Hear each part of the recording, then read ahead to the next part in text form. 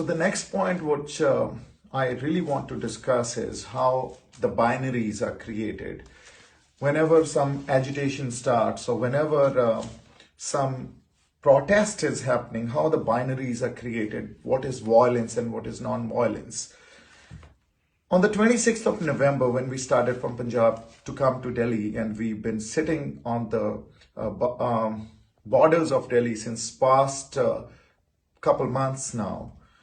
On the 26th of November, the intensity and the gravity of this agitation was much more than what it was on the 26th of January. But that was not violent.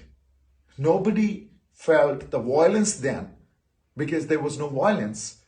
But when, as per your convenience, you had to create a binary and create some issues out of it, media wanted their stories, political parties wanted their issues, then it became a violent protest, or it was a violence. I want to understand what violence was there within the Red Fort.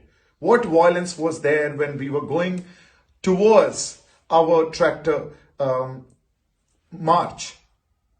Who finalized the roadmap? I started where I was at night at 11 o'clock in the morning, because at 7 a.m. I went and slept on the 25th night, and that was not virtually, but 26th morning. I slept for a couple of hours when I started. On the way, I got this information that everyone has reached Red Fort. Now, I want to understand if everyone was there, and which they were, and I can prove it. All the farmer union leaders were there. So-called social activists were there. Everyone was there. I did not see any violence on the way. Yes, there was a little bit of violence or some incidents elsewhere, but towards Red Fort, there was nothing. There must be some water cannons. There must be a little bit of, breaking the barricades. But that's not called violence. We've done much more on the 26th of November. Why it was never called a violence then? Because it never suited you then.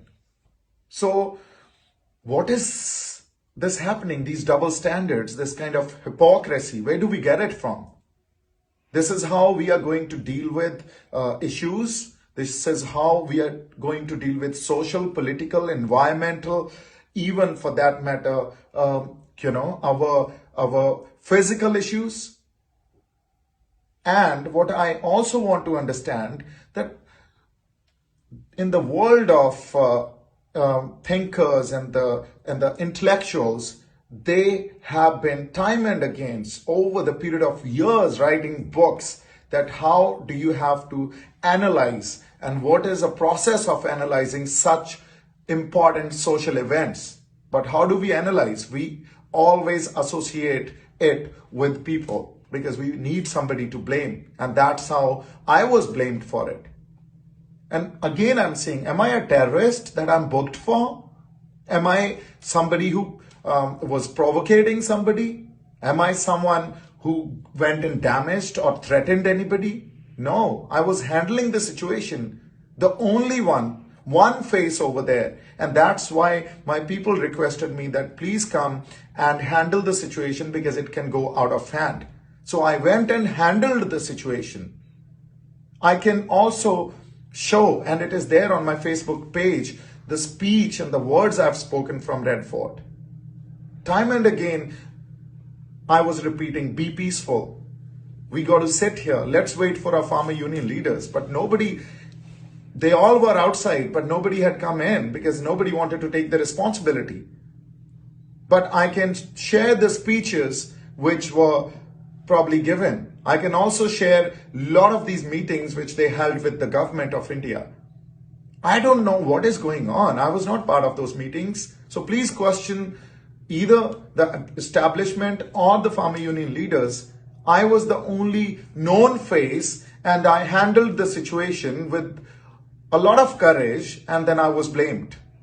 This is ridiculous.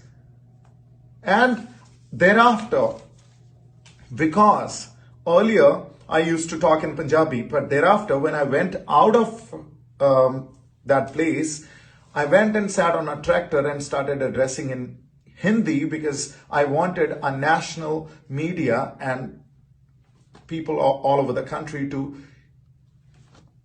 hear and know what the truth is. Nobody heard it because it was not a space, because such a propaganda started against me. I do not know. Are we that insensitive? Where is humanity? Who is provocating? And why are you guys putting blames in terms of that, look, this guy is a radical or he is a terrorist? I'm a Sikh and we've been raised with this principle where it was taught, Manas ki jaat sabe eko pehchanbo. Recognize the entire human race as one. This is universal. This is not radical. We were taught Guru Nanak Dev Ji's principle, saying Sarbat da Pala. So this is what we believe in. This is how I've been raised. No, we are not radicals. We are not anti-national. We are not terrorists. We were just protesting against a policy which government is implementing and peacefully since last 6 months. And that's our democratic right.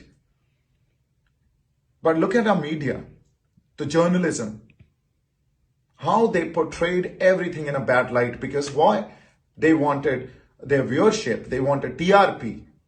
They were after me to give interviews. I did not give interview to anybody. I gave one, and then after that I decided, no, I'm not going to, because the way they're dealing with it, the way they are portraying the whole thing. And I wanted to point out, especially Mr. Ravish Kumar. I thought you are a responsible man and a responsible journalist, but I'm disappointed the way you dealt with this issue. Did you talk to me? You spoke about me. I was called a traitor. He did not bother to talk to me. Because why? Because their story had to go in the prime time.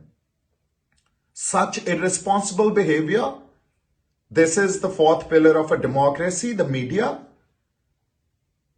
And the political ideologies are running it. You guys have that division, that's a certain probably media houses or group of media belongs to one political party and a certain belongs to another political party. This is how a country works. This is how you guys create a narrative, and then people are forced to believe it, because they'll only know what you'll show. Nobody will show the truth. They'll only show what is selling today. I am seriously amazed and shocked. Where are we going? What kind of future are we building? You think we can shape up a good future for ourselves, for our generations to come? I don't think so. So, and based on 2 photos which were clicked during Mr. Sunny Deol's campaign, one with the Prime Minister, another with the Home Minister, you guys have made me a BJP or RSS man that I've been planted. This is your intellect and your standards. This is how a planted man would work, the kind of issues I've raised. And what was it? An empty flag post. I am a citizen of this country. Red Fort belongs to me as well, as much as it belongs to you. And I, being a citizen of this country and a person who was known, a person who probably people would listen a little bit, went over there and handled the situation.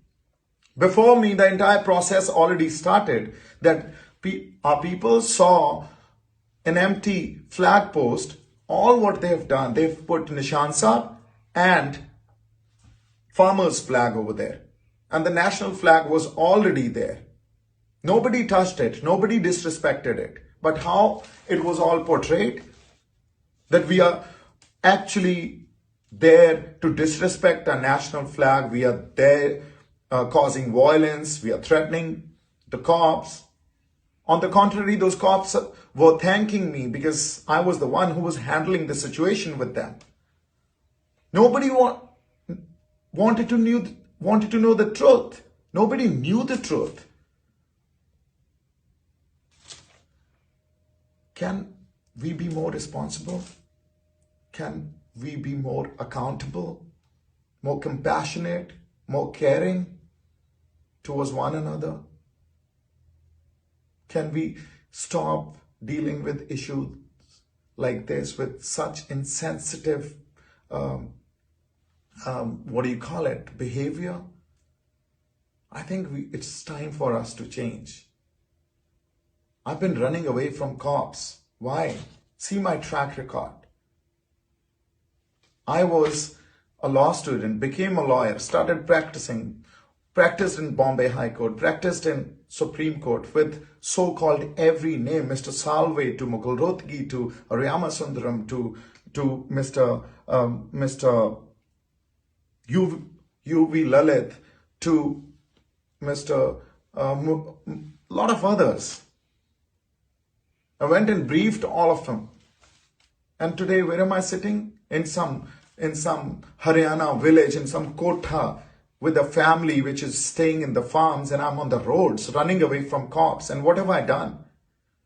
That I raised these issues. I pointed out certain atrocities in the system, the kind of suppression and repression is there in the system. I really request you guys to think about it. That's all. I just wanted to share a little bit. And then, during lockdown, when we had COVID-19 situation, you guys, lot of these guys would look at Nishan Sahib and they would go towards it because there was a Gurdwara Sahib where langar was getting served. Then you did not have a problem from that Nishan Sahib. When our army goes and fights the Chinese at the border, they carry Nishan Sahib, then you don't have a problem. But when we are asking for our rights and Nishan Sahib, farmer's flag, our Indian flag is there, all three spirits are fighting this together, then you think it's religious? No, it's not religious. It's a way of life. It's that diversity which we have in this country, and we call it unity in diversity. Kindly do not tolerate diversity. Accept it. Acceptance is more important than tolerance. Tolerance portrays arrogance. We really need to think about these issues. We really have to be a good human beings and believe in humanity rather than getting divided and saying that, oh, so-and-so is a hardliner, or he's a terrorist, or he's a Khalistani, or so-and-so. You guys take care. Thank you so much.